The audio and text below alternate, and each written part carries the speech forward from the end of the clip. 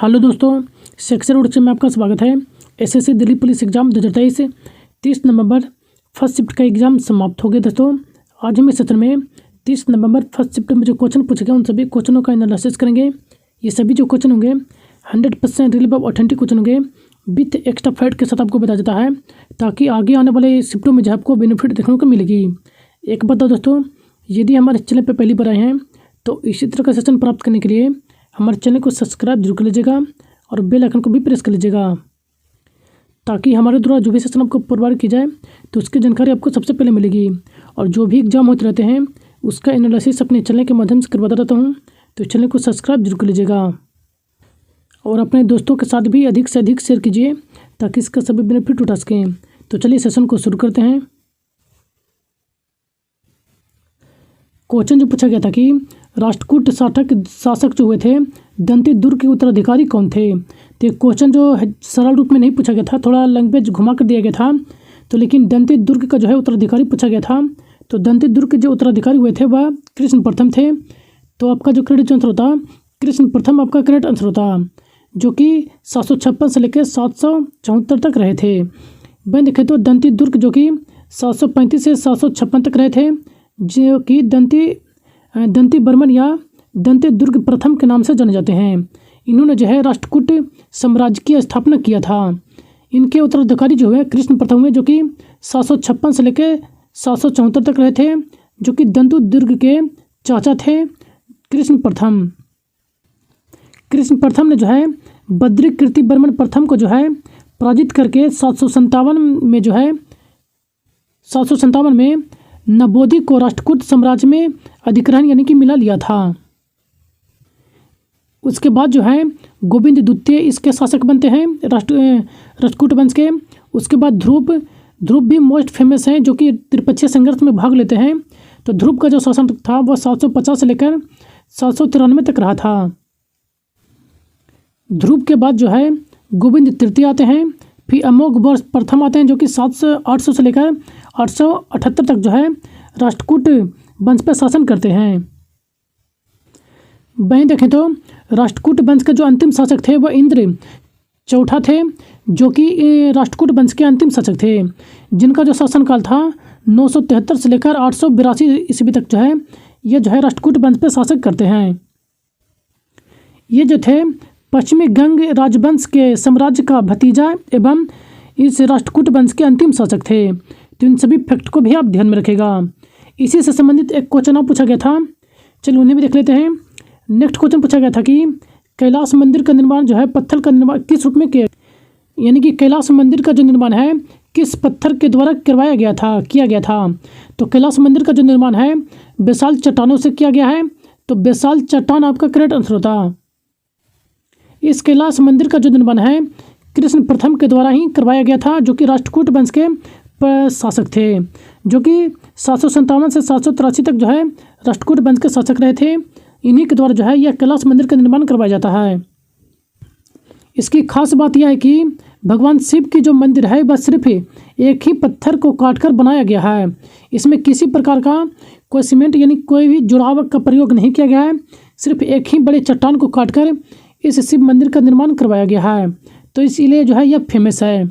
वह देखें तो यह जो है अब महाराष्ट्र के औरंगाबाद जिले में जो है अजंता के एलोरा गुफाओं के पास में यह स्थित है। यह भगवान शिव को समर्पित है। वहीं देखें इनसे संबंधित अन्य फैक्ट को, तो कांची का जो कैलाश मंदिर है, जो कि नरसिंह वर्मन द्वितीय के द्वारा इसका जो है निर्माण करवाया गया था, जो कि कांचीपुरम में कैलाश मंदिर के पल्लव शासकों के द्वारा बड़ी स्थापत्य कला के रूप में जाना जाता है। तो इस फैक्ट को भी आप ध्यान में रखेगा। पल्लव जो वंश से अभी क्वेश्चन नहीं पूछे गए हैं, तो जिनका भी आगे आने वाला एग्जाम है तो पल्लव वंश से संबंधित जो भी महत्वपूर्ण शासक हुए उनके द्वारा जो निर्माण करवाया गया है मंदिर, उन सभी को पढ़कर आप जरूर जाइएगा। तो चलिए नेक्स्ट क्वेश्चन को देख लेते हैं। नेक्स्ट क्वेश्चन पूछा गया था अनुच्छेद 51 से संबंधित एक क्वेश्चन पूछा गया था। कन्फर्म ये क्वेश्चन नहीं था, लेकिन अनुच्छेद 51 से संबंधित जो है क्वेश्चन पूछे गए थे। तो अनुच्छेद 51 किन से संबंधित है आपको बता देता हूँ, कवर करवा देता हूँ। जितने भी महत्वपूर्ण अनुच्छेद हैं इनमें से जो है 1 से 2 क्वेश्चन आज जो है आज का सेशन में पूछा गया था आज के फर्स्ट शिफ्ट में।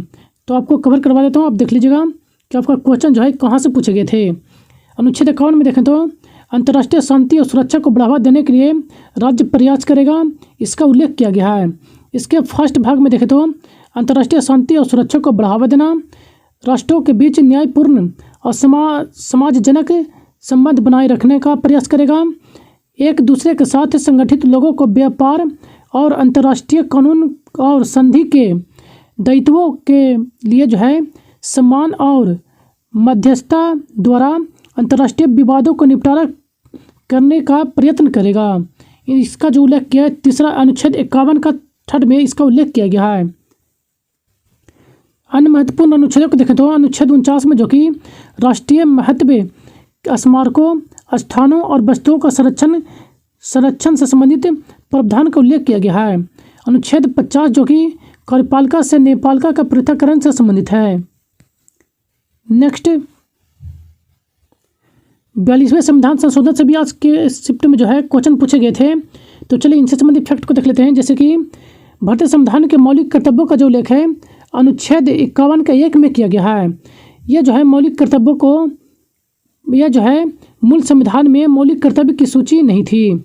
इसे जो है 42वें संविधान संशोधन 1976 के द्वारा मौलिक कर्तव्य के रूप में भारतीय संविधान में जोड़ा गया था। 42वें संविधान संशोधन को जो है संविधान के भाग 4 के ए में अनुच्छेद 51 का ए में रखा गया है। 42वां जो संविधान संशोधन किया गया था वह स्वर्ण सिंह समिति की सिफारिश पर किया गया था। मूल कर्तव्य में जो है यह भारतीय संविधान में जोड़ा गया था। इसमें जो है प्रारंभ में कुल 10 मौलिक कर्तव्य थे, लेकिन बाद में जो है 86वें संविधान संशोधन 2002 के द्वारा जो है एक और मौलिक कर्तव्य को जोड़ा गया, जो कि 11वां मौलिक कर्तव्य था। 11वें मौलिक कर्तव्य को जो है बाद में जोड़ा गया था। वहीं देखें तो मौलिक कर्तव्य का जो प्रावधान है वह रूस के संविधान से लिया गया है। मौलिक कर्तव्य एक प्रकृति में गैर न्याय संगत है। नेक्स्ट 51 के ए में जितने भी मौलिक जो कर्तव्य आपको दिए गए हैं, मौलिक कर्तव्य, उन सभी को आपको दे दिया गया है। तो आप इन सभी को भी जरूर वीडियो पॉज करके रीड कर लीजिएगा, क्योंकि इसके जो सब आर्टिकल हैं यहाँ से भी क्वेश्चन पूछे जा रहे हैं। इसके सब आर्टिकल्स में अधिकांश जो क्वेश्चन ज़्यादातर जो पूछे गए हैं वह इसका जी में से पूछा गया है। वनों, झीलों और नदियों और वन्यजीव आदि प्राकृतिक पर्यावरण की सुरक्षा का वर्णन जो है किसमें किया गया है। एक जो है क्वेश्चन पूछा गया था कैसे कि माता पिता अभिभावक जो है 6 से 14 वर्ष के लिए बच्चों को अनिवार्य शिक्षा देने का प्रावधान किया गया है। यह क्वेश्चन पूछा गया है। तो इनका जो जितना भी सब आर्टिकल 11 को दिया गया है, इन सभी को भी जरूर ध्यान में रखेगा, क्योंकि यहाँ से भी क्वेश्चन जो है डिफरेंट पूछे जा रहे हैं। तो चलिए नेक्स्ट क्वेश्चन देख लेते हैं। नेक्स्ट क्वेश्चन पूछा गया था भारतीय संविधान का अनुच्छेद 36 किससे संबंधित है। तो अनुच्छेद 36 नहीं पूछा गया था, अनुच्छेद 39 पूछा गया था। तो इनसे संबंधित जो भी इम्पोर्टेंट फैक्ट हैं आपको कवर करवा देता हूँ।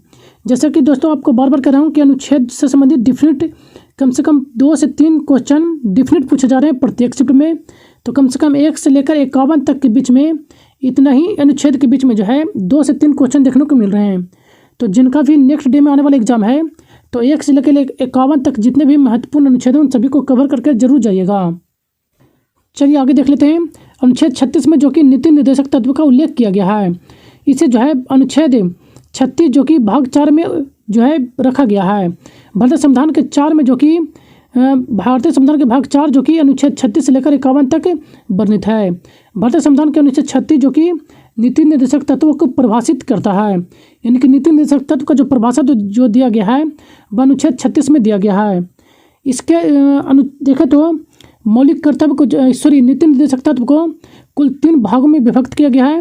जैसे कि वर्गीकरण किया गया है समाजवादी सिद्धांत, गांधीवादी सिद्धांत और उदारवादी सिद्धांत। इन 3 भागों में जो है सिद्धांत के आधार पर विभक्त किया गया है।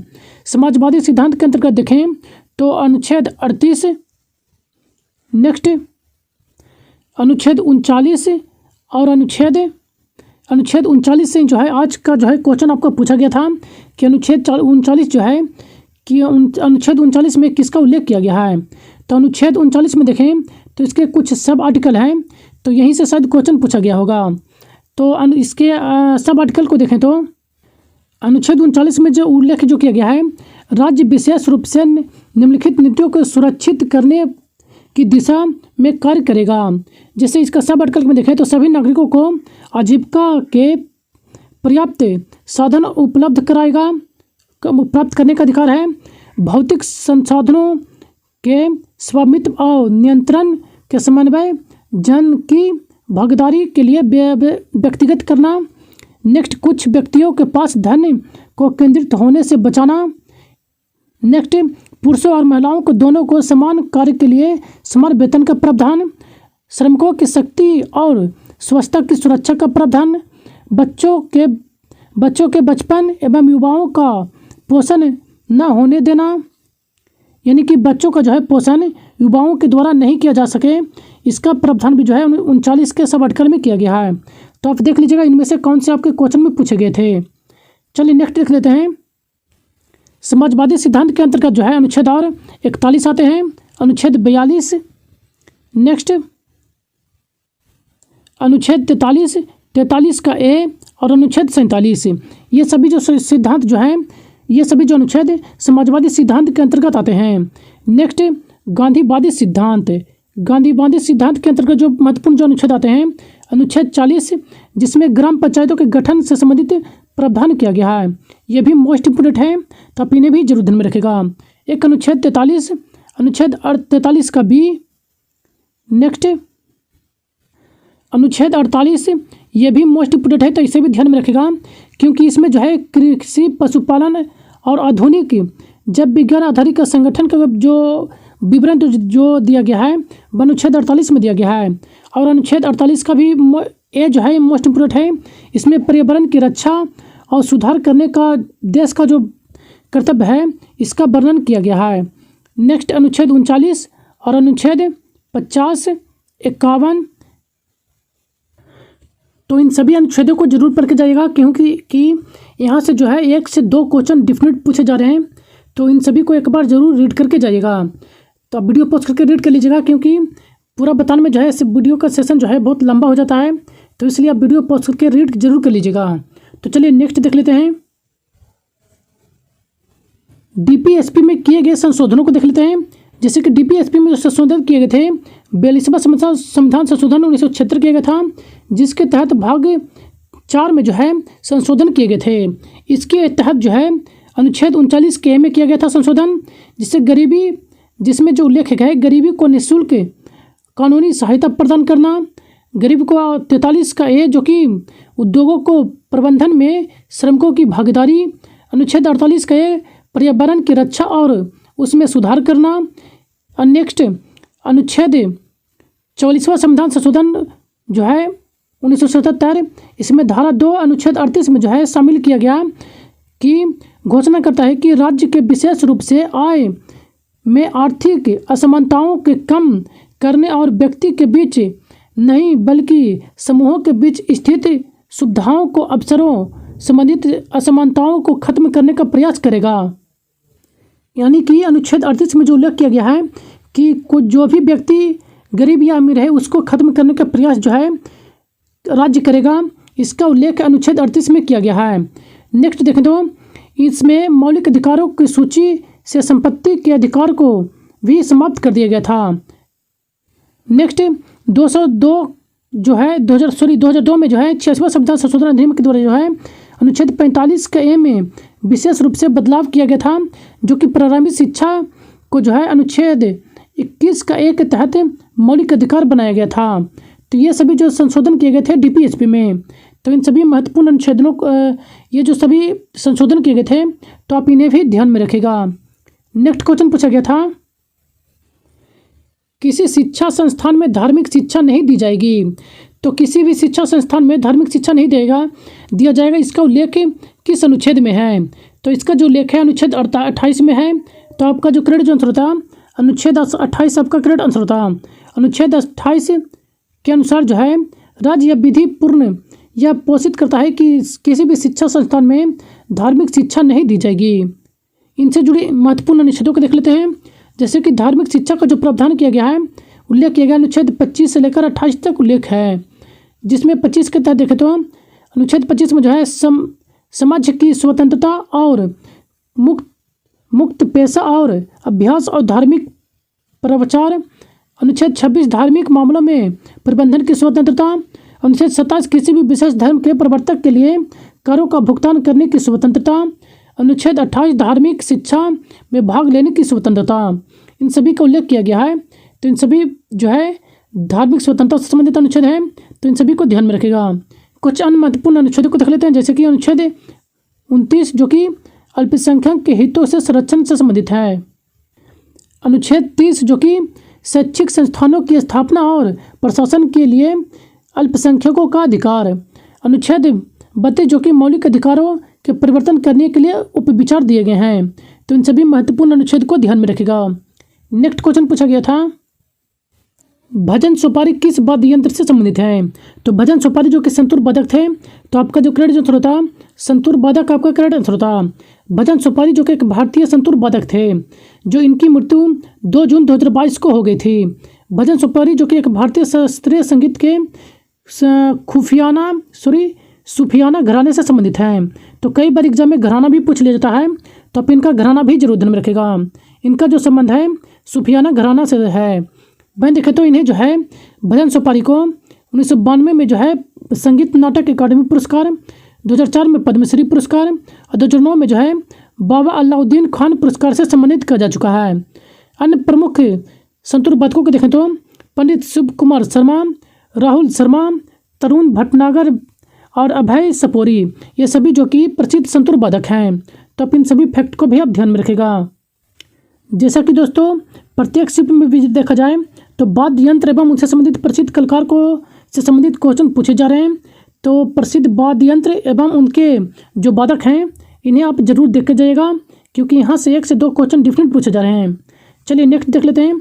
ये जो आपको प्रसिद्ध वाद्य यंत्र एवं उनसे संबंधित प्रसिद्ध वादक आपको दे दिया गया है। मैंने पिछले सेशन में भी आपको ये कवर करवा दिया था, तो आप इन्हें वीडियो पॉज करके एक बार जरूर रीड कर लीजिएगा, क्योंकि यहाँ से 1 से 2 क्वेश्चन डिफरेंट पूछे जा रहे हैं। तो आप इन्हें एक बार जरूर रीड करके जाएगा। चलिए नेक्स्ट क्वेश्चन देख लेते हैं। नेक्स्ट क्वेश्चन पूछा गया था, महिला फीफा की शुरुआत भारत में कब हुई थी? तो भारत में महिला फीफा की शुरुआत देखा जाए, इनसे संबंधित हमें ऑप्शन तो नहीं प्राप्त हो पाए थे और ना ही प्रॉपर कोई डेट प्राप्त हो पाया था। इनसे संबंधित जो भी फैक्ट है आपको कवर करवा देता हूँ, आप देख लीजिएगा कि आपके ऑप्शन में जो है कौन से दिए गए थे। मैं देखे तो भारतीय महिला फुटबॉल संघ टीम जो है भारतीय फुटबॉल महासंघ के द्वारा नियंत्रित किया जाता है और महिलाओं के अंतर्राष्ट्रीय फुटबॉल प्रतियोगिता जो है भारत का एक प्रतिनिधित्व करती है। वहीं देखें तो भारतीय टीम में लगभग 1 साल के अंतराल पर के बाद जो है यह 7 दिसंबर 2012 को खेलना शुरू किया था। इनसे संबंधित अन्य फैक्ट को देखें तो भारतीय फुटबॉल की शुरुआत जो है पश्चिम बंगाल के फुटबॉल के रूप में नरेंद्र प्रसाद सर्वाधिकारी के द्वारा जो है 1877 ईस्वी में हेयर स्कूल फुटबॉल टीम के रूप में वहाँ खिलवाए थे। तो वहीं देखें तो नरेंद्र प्रसाद सर्वाधिकारी को जो है भारतीय फुटबॉल का पितामह के रूप में भी जानते हैं। तो आप देख लीजिएगा कि आपको जो है इनमें से कौन सा डेट दिए गए थे, ये 2012 दिया गया था या 1877। तो और इन सभी फैक्ट को भी ध्यान में रखेगा कि भारत का फुटबॉल के पितामह के रूप में किन्हें जानते हैं, तो नरेंद्र प्रकाश सर्वाधिकारी। चलिए नेक्स्ट क्वेश्चन देख लेते हैं। नेक्स्ट क्वेश्चन पूछा गया था, माई एक्सपेरिमेंट विद्युत पुस्तक लेखक कौन है? तो माई एक्सपेरिमेंट विद्युत जो कि महात्मा गांधी के द्वारा लिखा गया है, तो महात्मा गांधी इसका करेक्ट आंसर होता। माई और इनसे संबंधित अन्य फैक्ट को देखें तो द माई एक्सपेरिमेंट विद्युत जो कि महात्मा गांधी के द्वारा एक आत्मकथा लिखी गई है, जो कि 1921 में शुरू किया गया था। इनकी अन्य प्रमुख पुस्तकों देखें तो द हिंदू, मेरे सपने का भारत, दक्षिण अफ्रीका में सत्याग्रही, ग्राम स्वराज, सच्चाई भगवान हैं,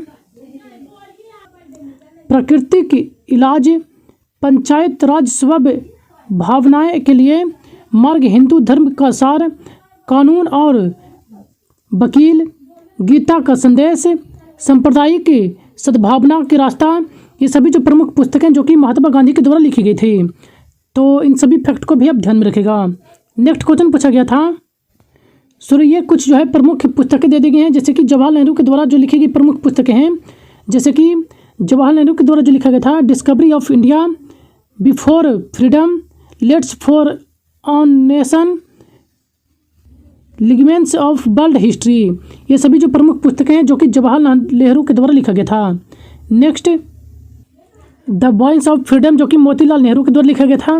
नेक्स्ट विवेकानंद के द्वारा जो लिखी गई प्रमुख पुस्तकें हैं उनमें से देखें तो कर्मयोगी, मेरे गुरु, राजगुरु, जनयोग, शक्ति योग और मेडिटेशन एंड इट्स मेथड। ये सभी जो प्रमुख पुस्तकें हैं जो कि विवेकानंद के द्वारा लिखे गए थे। तो इन सभी महत्वपूर्ण जो पुस्तकें हैं इन्हें भी आप जरूर ध्यान में रखिएगा। नेक्स्ट क्वेश्चन पूछा गया था साइमन कमीशन का बहिष्कार का आंदोलन कहाँ किया गया था। तो साइमन कमीशन के बहिष्कार का जो आंदोलन किया गया था मद्रास या लाहौर आपका ऑप्शन में दिए गए होंगे।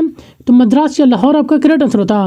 इनसे संबंधित अन्य फैक्ट को देखें तो 1927 ईस्वी में मद्रास में जो है मद्रास में कांग्रेस अधिवेशन में हुए जिसमें सर्वसम्मति से जो है साइमन कमीशन के बहिष्कार का फैसला लिया गया था, जिसमें गांधी, नेहरू सभी जो है इसके विरोध के लिए मतलब कि प्रस्ताव रखे थे। वही देखें तो मुस्लिम लीग ने भी साइमन कमीशन के विरोध का जो है फैसला लिया था। यह जो है 3 फरवरी 1928 ईस्वी को साइमन कमीशन पहुंची थी भारत। इसी के विरोध में जो है लाहौर में जो है 30 अक्टूबर 1928 ईस्वी को लाला लाजपत राय के द्वारा विरोध किया गया था। इसी विरोध में जो है पुलिस के द्वारा लाठीचार्ज के दौरान जो है लाला लाजपत राय घायल हो जाते हैं और लाठीचार्ज में के दौरान जो इनकी जो है 27 नवंबर 1928 ईस्वी को इनकी मृत्यु हो जाती है। इन्हीं के मृत्यु का जो होता है लाठीचार्ज, उस लाठीचार्ज का जो आदेश जो दिया जाता है क्रूर प्रेसिडेंट्स जेम्स ए स्टॉक के द्वारा जो है लाठीचार्ज करने का मतलब आदेश दिया जाता है। 3 फैक्ट को भी आप ध्यान में रखिएगा। इसी से जुड़ी एक क्वेश्चन पूछा गया था, चलिए उन्हें देख लेते हैं। नेक्स्ट क्वेश्चन पूछा गया था कि सैंडरसन की हत्या किसने की थी। इनकी सैंडरसन की जो हत्या है किनके द्वारा किया गया था। तो भगत सिंह और राजगुरु सुखदेव के द्वारा जो है इसकी हत्या किया गया था। तो आपको इनमें से आप देख लीजिएगा कि आपके ऑप्शन में कौन से दिए गए थे। सैंडरसन की हत्या जो कि 27 दिसंबर 1928 ईस्वी को कर दिया गया था, जो कि लाला लाजपत राय थे उनकी मृत्यु के विरोध में जो है इनकी हत्या कर दी जाती है। 3 फैक्ट को ध्यान में रखिएगा। तो आज का ये लास्ट क्वेश्चन दोस्तों, यदि सेशन पसंद आया तो चैनल को एक लाइक जरूर कर दीजिएगा और अपने दोस्तों के साथ भी अधिक से अधिक शेयर कीजिए ताकि इसका सभी बेनिफिट उठा सकें। और इसका PDF आपको टेलीग्राम चैनल पर प्रोवाइड करा दिया जाता है, जिसका लिंक आपको इस डिस्क्रिप्शन बॉक्स में मिल जाएगा। तो सेशन बनने के लिए धन्यवाद। Thank you.